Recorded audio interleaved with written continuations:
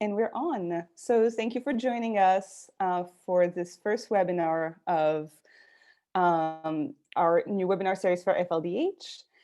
Today, Jesslyn Parrish will present on using an interactive timeline to contextualize art history. Jesslyn Parrish is a PhD student specializing in digital media at the University of Central Florida. Her research focuses on interactive media, cultural anthropology, and applied linguistics, with past research projects focusing on the deaf community and sign language acquisition. I will now stop sharing my screen and let Jesslyn take over. Okay, and I'm going to share mine. And let's start this. Thank you everyone for coming to today's webinar. So I will just dive into my presentation. As Helene said, today I'm here to talk about interactive timelines for contextualizing art history. And so to give you an overview of my presentation, I'm going to tell you about the project that this whole idea centered around, sort of how the inspiration, how it developed, an ethnography exercise we did as part of the course. And also then get into the technology aspect, how it was created, proof of concept, and then actually, luckily enough, the advantage of doing this webinar now versus in the spring when FLDH was originally supposed to happen before COVID hit was this project actually it was picked up by Orlando Museum of Art after the proof of concept, so I can show you the final project that's being implemented this fall. So this timeline, it was the course project I was making for one of my courses in the spring 2020 semester. The course was interaction. Sorry, just maneuvering the Zoom thing. Okay, digital interaction for informal learning, and it was taught by Dr. Maria Harrington, and she also for this course partnered with Orlando Museum of Art, specifically one of their associate curators, David Madison. So this course centered around taking an idea of how a digital project, since everyone in the class was either a PhD student or a digital media master's student. So how could we take our technical skills and make something that could be used for an informal learning opportunity that could supplement someone's museum visit? And so for mine, as you already know, because of the title of this presentation, I made a timeline. Oh goodness. Okay, so before we go further, if anyone is not familiar, informal learning is generally anything that happens away from a traditional formal classroom setting. So things like other activities where the learner takes the lead and sort of goes as far as they want with that experience. They can play for a long time, or they look at it, play with it for 5 minutes, or however it works out, and they can move on as they like. For Orlando Museum of Art, they have several activities throughout their programming each year, things like scavenger hunts that they have throughout the galleries, that this is usually done during a field trip with their elementary school age from, I want to say kindergarten through 5th grade. They also have sketching in the gallery, as well as story time. There's all sorts of different ways to sort of help engage individuals, museum patrons with the exhibits, aside from your traditional walking through the gallery and viewing the exhibits and walking through quickly. And so the inspiration for this timeline, because everything needs a spark, or why did you bother making this, and stick with it throughout the semester. For me, I may be the only one here that does this, but I am not necessarily the best museum visitor, in the sense that I will walk through an exhibit very quickly. I look, I see if anything sparks my interest. I will look at everything, but I will be walking through an exhibit maybe 3-4 times in a loop before anyone who is with me, either family or friends that are much more aware of the culture and history in front of them. So I just walk in loops behind them as they carefully observe everything. And so I wanted to think, what would make me stop and actually take in the artwork for longer? What would give me a connection? And when I visited the museum in the spring semester, the museum docents honestly were what struck me the most, because a docent, they know everything that you're not seeing. They can tell you stories about the artists or the specific piece of artwork or where the art was painted. They can tell you stories about the museum, everything you can't see on a canvas, but makes it infinitely more interesting, at least if you're like me. I love a good story and I go nuts over context. Everything means more to me when I understand why is it there. And so that was the inspiration for this piece and this timeline. And so I couldn't really create basically a pocket docent, since that, honestly, I only had one semester and I needed something manageable. And a timeline was far more manageable than trying to create a pocket docent. Maybe in the future, who knows? So anyway, so like I said, the name of the game was context for me. And a timeline, after visiting the museum, I loved the idea of, okay, if I could take the art and that is on exhibit, on display throughout Orlando Museum of Art, and put it next to the time in history in which it was created and highlight different moments in history, in this case, American history is what it developed into, then anyone like myself that would love more of a story and more information, especially if it's a bit more interactive, like with a timeline where I can play with it, I can scroll however I like and look at the images or the videos. It gave me a lot more to think about and a much deeper idea or much deeper experience when I left the museum. And so the initial idea, I'm getting ahead of myself. So as part of this informal learning course, we had a series of steps we went through in developing our idea, because Dr. Harrington was teaching us, okay, you have your idea, how can you take your idea and match it to the needs of the client? In this case, Orlando Museum of Art. And in often case, a lot of us decided, okay, what do I want to learn to use? Some individuals played with learning augmented reality using Unity. Others created more of an app or proof of concept for a phone app that would give them whatever information for visiting exhibits that they were looking for. Others wanted to create sort of puzzles featuring other exhibits for children, other ways that created informal learning. And so all of us, when we had our idea, we then had to do an ethnography exercise where on our own, everyone had to visit Orlando Museum of Art for about an hour or more and observe. And since I have a bachelor's in ethnography, or in cultural anthropology, this made a lot of sense to me. I did an ethnography exercise. I've done several ethnography exercises as a student, so this made complete sense. So on one Saturday, I went to Orlando Museum of Art and I actually ran into our consultant, David Madison, and asked him, okay, where do you think I should observe, since it was coincidentally a family weekend and there were children and adults as far as the eye could see. So really it was ripe with opportunity. So David walked me into the American Journey portion of the museum, said, okay, I think sit here in the people portion of the gallery and see what you see. So I did, I took a lot of photos, and occasionally people wondered, why is someone just sitting here instead of looking, or walking through the museum? But for the most part, no one really noticed because they were enjoying their day out.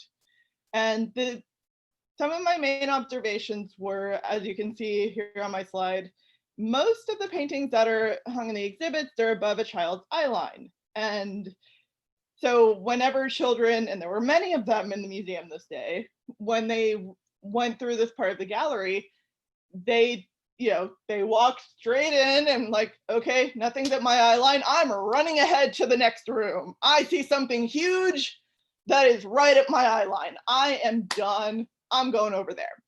So naturally, that's what happened. It's what I would do as well. Adults, they would stop and look at 1 to 2 paintings in this part of the exhibit for a few seconds and continue onward looking through the gallery. And so this furthered that idea I had of what might make someone want to stop a little longer. And if they don't want to stop, what at least could they have with them that would help them connect with the art? And, the idea of having one of the benefits of this timeline software I use that we'll see in a little bit is that it can be displayed largely, it's used for displays online, so you can pull it up on your phone and would be an easy reference tool. And so, as many people here in the academic world know, really, it's when you're developing a project, do you want the paid version? Do you want the paid for software, however much the license costs every year? Or is there an open source version that is enough of a user-friendly product, and then you don't need to worry about how you're going to pay for it? Guess who won? The open source product. And because originally the only software I knew of at the time for developing a timeline is this product called Tiki Taki. And Dr. Harrington had used it in one of her research projects, and it looked great. It had a great aesthetic. I thought it was really interesting and user-friendly. And during the course, someone had sent me the link for this product, for an open source product called Nightlab, also known as Timeline.js. And I took a look at that and realized it was actually even easier for me to learn how to use, and also had the benefit, as I said, it was an open source software. So free is a great tool when you're learning when you're building a project.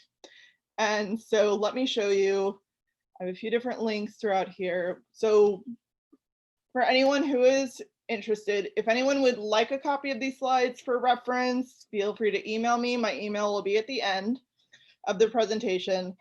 So Nightlab developed Timeline.js. And here you can see there are examples. Someone did a women in computing timeline. And this will give you an idea of how, you'll see my proof of concept in a moment, but you'll see it's fairly simple to use. And it shows you examples, and it walks you through very carefully, step by step, of how it works. As you can see here, through their very clear instructions, you would build a Google spreadsheet with their template. They walk you through how to publish it to the web so that they can connect with it in the software. And when you would come back to this website, give them the URL for your spreadsheet, and then they provide you with the embed link so that you'll be able to use it for your own projects. And it's fairly easy to use. It doesn't take a lot of time. And so how does it work? Like I said, there's a Google template. And so let's take a look. Okay. The internet so far is on my side today. So you'll see here, we have our header line here, and then we have our entries. It's all very straightforward. I think it's very logical. All the guidelines are here along the top. We have our year, our start date, our end date, our display date, headlines, any text that will accompany the item. For the media, you can use either a video or a photo file, though in my experience with it, the photos, they do have to be stored online. either in a Google Drive or Flickr. For the proof of concept, I hosted the images on a Flickr account. For the final version I did over the summer with the museum, I had the images in a Google Drive. So both will work. It just depends on your security settings. You can do the media credit as well as a caption. Excuse me. With the media credits, of course, were very important, as were the captions, since with art, everything had to be cited correctly, which of course to everyone here, that's normal since citations are always important. Excuse me. And you could affect the background color. So you can have however many entries you would like. You can see as I scroll through rather quickly, you can add however many you like, and you can just add more rows to the bottom as you need. And so you might be thinking, if you haven't used the software before and you're now considering, do I want to use it? What if I need to affect things? If I need to use italics for citations or needed a link? I have found that general HTML tags work very well with the software, whether it is for links, bold, italics, and underlines. Those are all ones I've used and I didn't encounter any trouble. So moving on, so our target audience for this, it was a little tricky since I am not a parent myself. I have nieces, but I don't interact with children on a day-to-day basis at the moment. So I asked David, our consultant with the museum, and he suggested for this project, let's go with 5th grade. And we talked about, again in the class, we talked through, okay, if you're going to use this, how do you do your research to show that the project will work well with 5th grade or whichever grade you choose? How do you research the education standards throughout Florida? So he directed us to cpalms.org, where you can find the education guidelines for K through 12, I believe. So when I went through CPalms, I navigated towards to 5th grade. Excuse me. And for this project, I largely went through history, social studies, and art standards. Since these are all areas that are focused on in 5th grade, I went with any of them I thought could be useful. And it really, I recommend it. It doesn't hurt knowing this going into a project. So something that for a lot of us in this course, it was very beneficial when we presented our projects. At the end of the semester, it added more weight to our ideas because we were able to show David, okay, this is our project. This is how we plan for it to work. And I did my research, or at least the initial research, into what K through 12 education uses, or what markers a product has to hit to be considered an option. And here are the ones I can highlight as being relevant for my project. And in many cases, at least my understanding is the more you can show, the better. Since it will help a lot. It helped a lot when we went forward with the grant application, since the more a project can connect with the community, the better it worked out. And so proof of concept, I've talked on about my various ideas for it and how. Now, what did it actually look like? Okay, so starting out, this is what I showed to David, and the rest of my course in our final presentations. Now,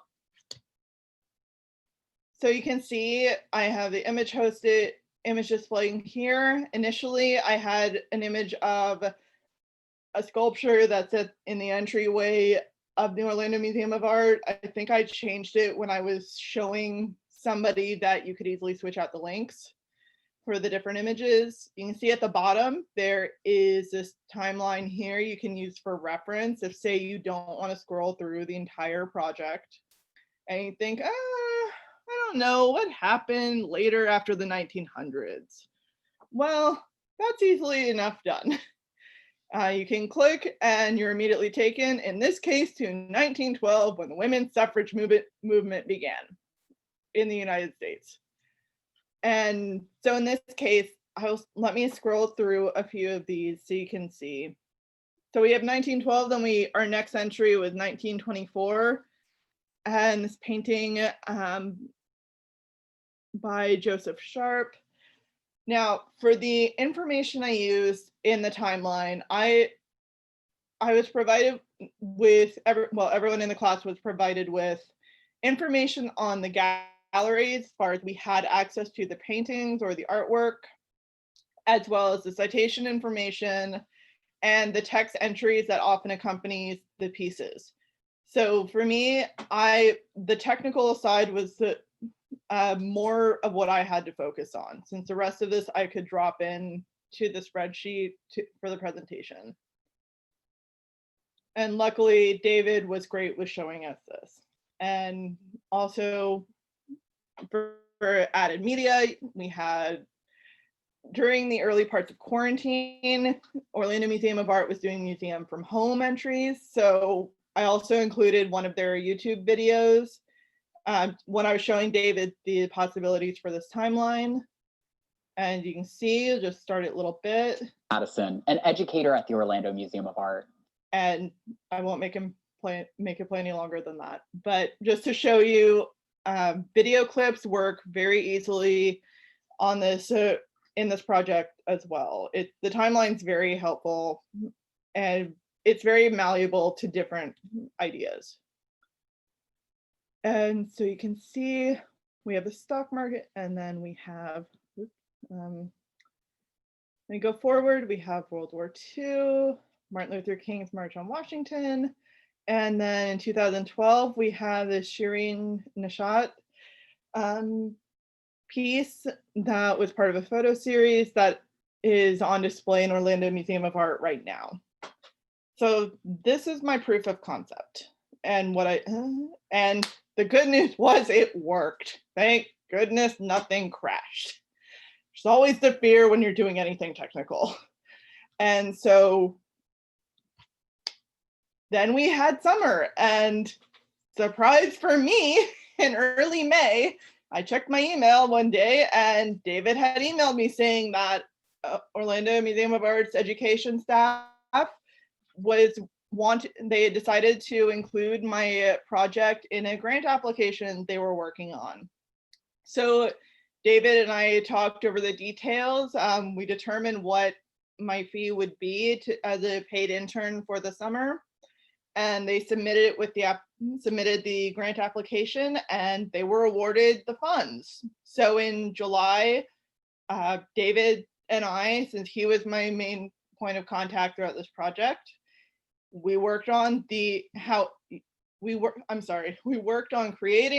a timeline that Orlando Museum of Art could use for their virtual field trips in the coming fall with their Orlando County Public Schools contracts. So the process, it was honestly, Orlando, the education staff would decide on the pieces they wanted to include, and they wrote the entries, the historical entries that would accompany the timeline and the artwork. And so they provided me all of this information. Then I would work on the timeline and send the link to David to give him an idea of how it was progressing. It was very much an iterative process as we figured out which formatting choices worked better in terms of legibility and the requirements of making sure everything was correct. And we went back and forth each week as we had the information. And in September, we wrapped it up, and it's now being used going forward in the OCPS, that's Orange County Public Schools, virtual tours that Orlando Museum of Art has developed in their web course modules. So it's functioning, and thankfully in September, like I said, we got through it and everybody was happy to implement it into the project, into their field trips. So let me show you the final version.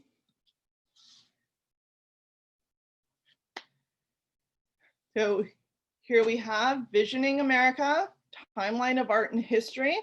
You can see it was supported by Art Bridges, and we have the link there.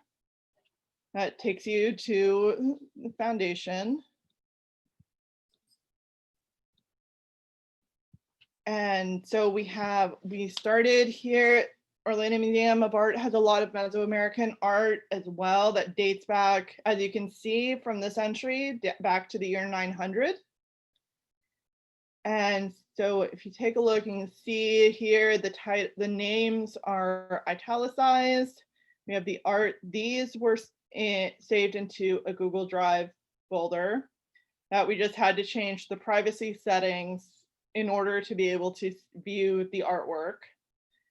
And if you look in the citations or the media credit, you can see we italicized using HTML tags the names and provided all the information, the type of artwork it was, and the years for it.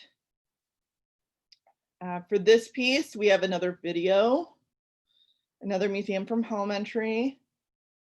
And so we go forward, we have several pieces of art first, and we have our history to provide that context of what was going on around either before, after, or during these pieces of art were created.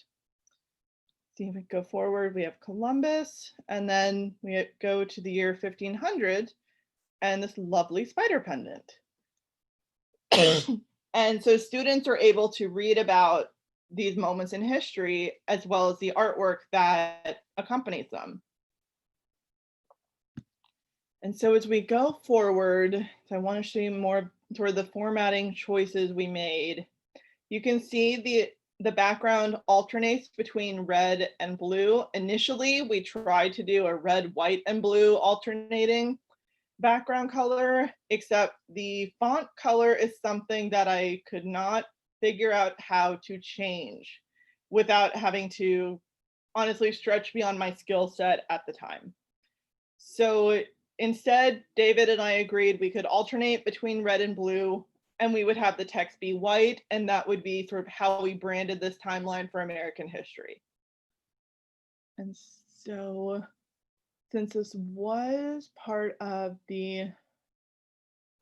so it's a little difficult to tell, and we went back and forth on this. This was one of the design choices that was hard to make a final choice on, but you can see that some of the key vocabulary words and question words are in a bolder text. Initially, we had them underlined, but the education staff was concerned that it would be a little confusing for some of the children, that they might think it's supposed to be a link. Why won't it take them to wherever it's supposed to go? What are they doing wrong?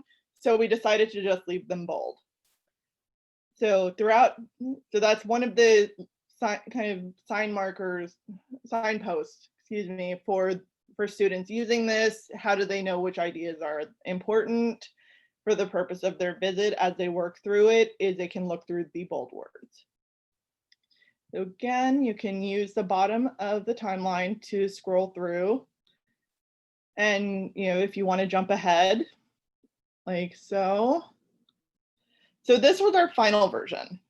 And honestly, I was very proud of this. It went very well. It was a great experience, learning how to work with the client to create a product that fits their needs, as well as it was a great way to better understand myself. How can I use the sort of technical skills I'm learning as a grad student to bring the things like art and history and other areas in the humanities, how can I bring them back into focus in this digital age? And so since I am a grad student, I did want to give this advice to any other grad students that may ever watch this presentation. And certain individuals that I work with that are watching this presentation will not be surprised by this advice at all. If you are, as you're going through learning, working on these skills, there's nothing wrong with being a little bit shameless as you are, when you're talking with your point of contact, if you want to keep building that idea. There's no need to be necessarily incredibly shy or wait for them to come to you. When we did final presentations for this project, when I finished showing the idea, I looked into the Zoom camera and said, David, I have time to work on this, paid or not, this summer, if you want to develop it for the fall. Please email me. I am happy to add this to my portfolio, and I'm happy to see how this could work. Excuse me. So if anyone would like to reach out, here's my email address. Please feel free to contact me with any ideas or if you want to talk or questions. And so that's my presentation. Thank you everybody for attending.